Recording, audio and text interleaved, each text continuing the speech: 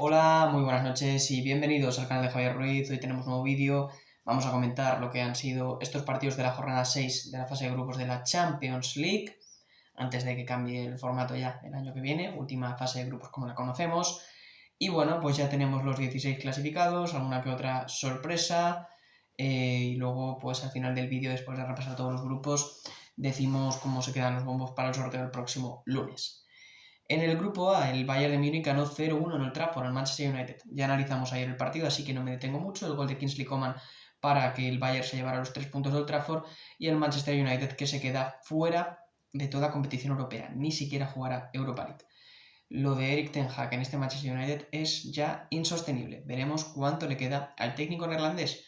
Y lo de este club, del Manchester United, desde que se fue Sir Alex Ferguson, también es muy complicado de explicar.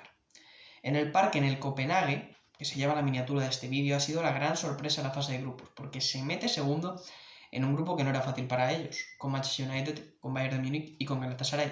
Le ganó 1-0 a un Galatasaray que falló muchísimo y que pagó esa falta de eficacia. El gol de Lerager en el minuto 58, que se perderá la ida de octavos de final por ser expulsado en el 90, le dio el triunfo a los daneses, que vuelven a unos octavos de final mucho tiempo después. Así que en este grupo A, Bayern de Múnich líder de grupo con 16 puntos, el Covenant a octavos como segundo con 8, se va a la Europa League el Galatasaray con 5 y cuarto y último Manchester United con solo 4 puntos, que cierra la peor actuación de la historia de un equipo inglés en esta competición. Vámonos al grupo B, donde el Sevilla perdió en el norte de Francia, perdió en Lens, a ver si aprenden a pronunciar los periodistas españoles. No es muy difícil, es buscarse en el traductor, como se dice, no hay que estudiar idiomas ni nada de eso. Bueno, un partido en el que el Sevilla dominó la primera parte, fue mejor, tuvo más ocasiones. De hecho, una de las más claras es en el 57 para Adrià Pedrosa, que la acaba mandando al poste. Frankowski convierte un penalti para el Lens, que la verdad que no era risa el penalti, pero luego compensa el colegiado con un penalti para el Sevilla que tampoco me parece. Que en primera instancia falla Sergio Ramos, pero ve el VAR que se había adelantado Brice Samba al parar ese penalti, entonces repite Ramos, lo tira Lopanenka y bueno, pues hace sus gestitos a la grada. No está para hacer esos gestitos, ni mucho menos el Sevilla. Parece que se cree Ramos que sigue en el Real Madrid. Fulgini en una contra hacía el 2-1 para los franceses y dejaba al Sevilla sin ni siquiera la Europa League. Qué ridículo de Sevilla, que yo creo que el único objetivo realista de esta temporada es evitar el descenso a segunda división. Mirad hasta dónde llego.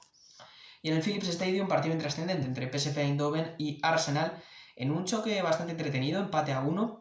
Tuvieron 2 palos en la primera parte, uno por equipo. Bertesen, que luego acabaría marcando la segunda mitad en el 19, y el Neni en el 28, se adelantó el Arsenal con un gol de Nketiah, empató en el 50 Bertesen. Saibari tuvo un disparo al poste, pero el Arsenal también la tuvo con un gol anulado a Kiwior, así que reparto de puntos, lo que deja este grupo B al Arsenal líder con 13 puntos, PSV Eindhoven segundo con 9, tercero el Lens, que se va a Europa League con 8, y cuarto el Sevilla, que ha hecho el ridículo en esta Champions con solo 2 puntos y sin poder ganar ningún partido.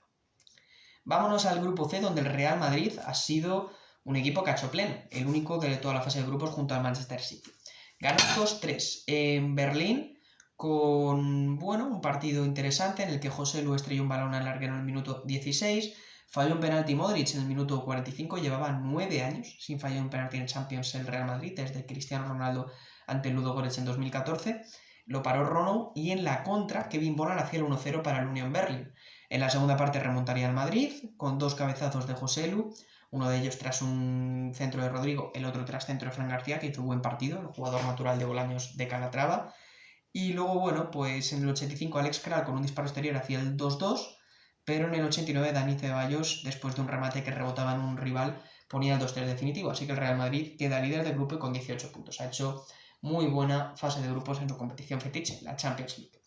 Y el Napoli, que acaba como segundo ganándole 2-0 al Sporting de Braga, en un partido cómodo en el que se adelantó con un gol en propia puerta de Serdar Sachi en el minuto 9, Osimhen hizo el 2-0 en el 33. Aunque el Braga lo intentó y tuvo, por ejemplo, un remate al palo de Ricardo Horta, creo que fue bastante superior el conjunto italiano. En este grupo, Real Madrid líder con 18, Napoli segundo con 10, el Sporting de Braga con 4 se marcha a la Europa League y el Union Berlin con 2 ha dejado bastante decepcionados. Yo tenía más expectativas en este equipo alemán. En el grupo de la Real Sociedad, con un meritorio empate en el Giuseppe Meazza en Milán, consigue ser primera de grupo. Y eso que la Real para mí fue mejor que un Inter que lo vi demasiado conservador, creo que no le dio importancia real a ser primero de grupo y para mí tiene importancia para evitar a cocos. Es cierto que, bueno, si eres primero también te puede tocar, puedes tener la mala suerte, ¿no? De que te toque el Paris Saint-Germain o el propio Inter. Bueno, la Real no tiene lo del Inter porque obviamente se enfrentan grupos a ellos, pero creo que era importante ser primero y la Real muy bien consiguiendo estar invicta en esta Champions con 3 victorias y 3 empates. Y ahora los de Imanol tendrán el reto de intentar pasar una eliminatoria, porque todas las eliminatorias que ha jugado la Real de Imanol han acabado perdidas, en este caso en Europa League. Veremos qué tal en la Champions. 0-0 y con un posible penalti a Kubo que primero se pitó, pero luego se vio que el japonés le había echado un poquito de cuento. Seguro que le vacilarían bastante en el vestuario. Y el Benfica, que se mete en Europa League tras ganar 1-3 al Salzburgo en el Red Bull Arena, con los goles en la primera parte de Di María y de Rafa Silva. Buen gol de Di María, gol olímpico. Lukas Sucic recortó distancias para los austríacos en el 57, le anularon el posible empate a 2 a Koita para el Salzburg, pero Artur Cabral de tacón acaba haciendo el 1-3 que le daba la clasificación a la Europa League al Benfica. En una muy mala fase de grupos del Benfica, no es el Benfica el año pasado que llegó a cuartos, por lo menos consiguen estar en Europa League y seguir compitiendo en Europa, los portugueses. Real Sociedad 12 líder, Inter segundo con 12, 4 puntos en el Benfica Europa League y el Salzburgo también con 4, pero por la diferencia de goles le gana el Benfica a los austríacos. Vámonos al grupo G. Este grupo se juega a las 7 menos cuarto. Manchester City ganó 2-3 en Belgrado, en Serbia, al Crvena Zvezda o Estrella Roja de Belgrado. Siempre me gusta nombrarlo con, bueno, pues con este nombre yugoslavo. Hamilton, el joven jugador de 20 años, hacía el primero en el minuto 19. Oscar Bope, el noruego, ponía el segundo en el 62 y tomó muchos cambios el City en la alineación. Conseguía recortar distancias el equipo serbio por medio de Imbeongwan. Antes había avisado Mijatovic con un remate al poste. Calvin Phillips de penalti hacía el 2-3, perdón. Y luego Katai ponía el gol para el Crvena Zvezda. Así que bueno, no estuvo en ningún momento el partido en peligro para el City, pero es verdad que al final apretaron los serbios y metieron 2 goles. El City que hace pleno con 18 puntos.